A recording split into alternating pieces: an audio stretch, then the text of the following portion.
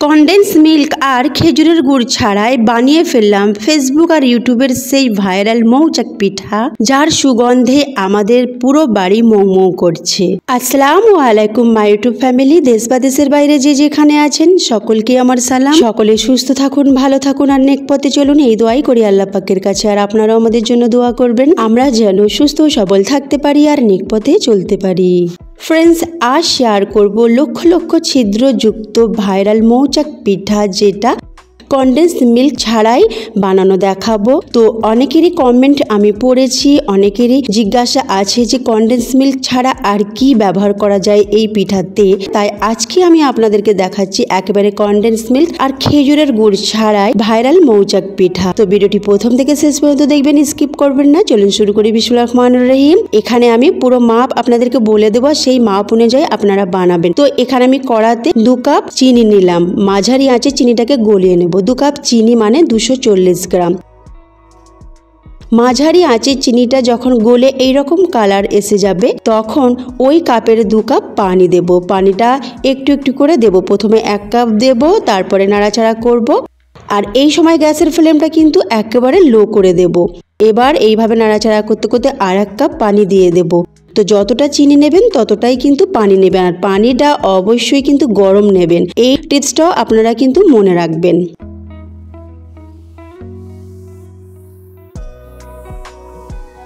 এবার এইভাবে নাড়তে নাড়তে গ্যাসের ফ্লেমটা বন্ধ করে দেব। এটা ফুটে উঠলেই,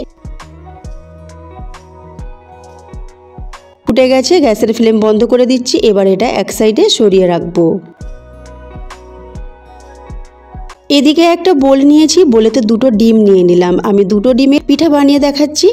2টো ডিম নিয়ে ডিমটাকে ভালো করে ফাটিয়ে নিলাম। এইভাবে হালকা হাতে একটু ফাটিয়ে নেবেন। তারপরে এতে আমি দেব 1 টেবিল চামচ গুঁড়ো দুধ, আর দেব ভ্যানিলা এসেন্স 1/2 চামচ। এসেন্স যদি আপনাদের বাড়িতে না থাকে না দেবেন, তাতে কোনো অসুবিধা নেই। আমি জাস্ট একটু ডিমের গন্ধটা কাটাবার জন্যই এই এসেন্সটা দিয়েছি। এবার 2টো উপকরণ খুব ভালোভাবে মিশিয়ে নিয়েছি। এবার এতে দেব 1 চিমটি লবণ। মিষ্টি জাতীয় খাবারে লবণ দিলে খাবারের স্বাদটা কিন্তু অনেকখানি বেড়ে যায়, তাই লবণটা দেওয়ার চেষ্টা করবেন, তবে বেশি না, 1 চুটকি। এবার স্টেনার নিলাম। স্টেনারে 1/2 কাপ ময়দা আর 1/2 কাপ কর্নফ্লোর। যে কাপের মাপ করে চিনি নিয়েছি সেই কাপের মাপ করে 1/2 কাপ কর্নফ্লোর আর 1/2 কাপ ময়দা নিলাম। 2টো সমান সমান নিলাম। আর 1 চামচ বেকিং পাউডার। যদি আপনাদের কাছে বেকিং সোডাও থাকে তো 1/2 চামচ বেকিং পাউডার আর 1/4 চামচ বেকিং সোডা নেবেন, বা এই 2টো উপকরণ যদি নাও থাকে তো এখানে ইনো 1/2 চামচ দিতে পারেন। এবার হালকা হাতে এইভাবে সবগুলো উপকরণকে খুব ভালো করে মিশিয়ে নেব। খুব জোরে জোরে না, হালকা হাতে এইভাবে মেশাতে থাকবো। আর একটু একটু করে দেব, সব আটা কিন্তু একসঙ্গে দেব না, একটু একটু করে দিয়ে এটাকে মিশিয়ে নেব। আর অবশ্যই চেলে নেবেন, চেলে নিলে কিন্তু খুব সহজভাবে এটা মিশে যায়। এবার মিশিয়ে নিয়েছি, দেখুন খুব ভালোভাবে এটা মেশানো হয়ে গেছে আর এটা খুবই ঘন একটা ব্যাটার তৈরি হয়েছে। এবার এতে আমি মেশাবো সেই ফুটিয়ে রাখা চিনির ক্যারামেল। ওটাকে অবশ্যই হালকা গরম করে নেবেন। যদি ক্যারামেলটা ঠান্ডা হয়ে যায় তো অবশ্যই একটু হালকা গরম করে নেবেন। এবার আমি ক্যারামেলটা মিশিয়ে নেব, আর ক্যারামেলটা কিন্তু ছেঁকে নেব। ছেঁকে নিলে খুব ভালো হয়। আর একটু একটু করে মেশাবেন, সব ক্যারামেল কিন্তু একসঙ্গে দেবেন না। প্রথমে একটুখানি আমি দিয়ে দিলাম, আর এইভাবে হালকা হাতে মেশাতে থাকবো। তারপরে আর একটু দিয়ে দেবো। এবার আমি সবটা দিয়ে দিলাম।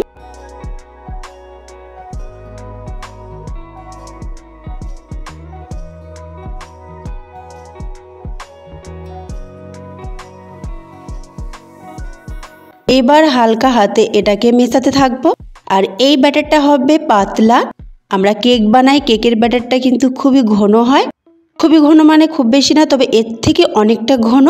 আর এই ব্যাটারটা কিন্তু পাতলা হবে। এবার দেখুন খুব ভালো করে মিশিয়ে নিচ্ছি। এবার যে পাত্রে পিঠাটি বানাবো সেই পাত্রটি আগে থেকে তেল ব্রাশ করে রেখেছি, আর একটা বাটার পেপার দিয়ে রেখেছি। তাতে আমি ঢেলে দিলাম, আর অবশ্যই ছেঁকে দেবেন। ছেঁকে দিয়ে দিলাম। আর পিঠাটি যাতে বানাবেন পাত্রটি যেন একটু বড় হয়, কারণ পিঠাটা বানাবার সময় অনেকটা ফেনা ওপরের দিকে উঠে আসে, সেক্ষেত্রে ছোট পাত্র হলে কিন্তু অসুবিধা হবে। দেখেই বুঝতে পারছেন কতটা পাতলা হয়েছে। এদিকে আমি একটা কড়া আগে থেকে গরম করতে দিয়েছিলাম জোর আঁচে, তারপরে গ্যাসের ফ্লেমটা মাঝারি করে দিলাম আর এই পাত্রটি বসিয়ে দিলাম। মাঝারি আঁচে 10 থেকে 15 মিনিট এটাকে বেক করব। যতক্ষণ না এর ফেনাটা ওপরে উঠে আসছে ততক্ষণ কিন্তু গ্যাসের ফ্লেমটা মাঝারি রাখবো। দেখুন ফুলে ফেনা বাইরে বেরিয়ে আসছে, যেহেতু আমার পাত্রটি ছোট হয়ে গেছে আমি ঠিক বুঝতে পারিনি। যখন ফেনা পুরোপুরি ওপরে উঠে আসবে তখন গ্যাসের ফ্লেমটা একদম আস্তে করে দেবেন আর একেবারে কম আঁচে 50 মিনিট এইভাবেই বসিয়ে রাখবো। যতক্ষণ না ওপরের দিকটা শুকোচ্ছে ততক্ষণ এইভাবেই ঢাকনা খুলে কিন্তু বসে রাখবো। আর গ্যাসের ফ্লেমটা এইরকম আমি রেখেছি। ঢাকনা খোলা অবস্থায় এটাকে কিন্তু কুক করতে হবে। আর আমি আঙুল দিয়ে চেক করে আপনাদেরকে দেখাচ্ছি, দেখুন আঙুলে লাগছে না, তার মানে এটা একেবারে ভালোভাবে কুক হয়ে গেছে। আর একটা কাঠি নিয়েছি, কাঠি দিয়েও আমি আপনাদেরকে চেক করে দেখাবো। এটা নারকেল গাছের পাতার কাঠি, এই কাঠি দিয়ে আমি এটা চেক করে নিচ্ছি। আপনাদের কাছে টুথপিক থাকলে সেটা দিয়েও চেক করে নিতে পারেন। একেবারে কাঠি ক্লিন এসেছে। ঠান্ডা হবার পর এটাকে আমি নিয়ে নিলাম।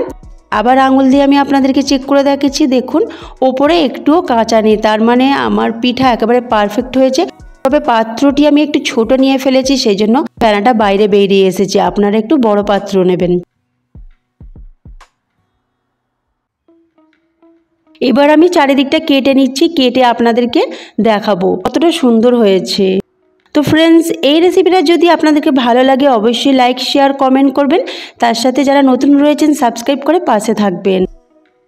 দেখুন আমি এবারে এটাকে নিয়ে নিয়েছি আর যে আমি বাটার পেপারটা দিয়েছিলাম সেই বাটার পেপারটাকে ছাড়িয়ে নিচ্ছি।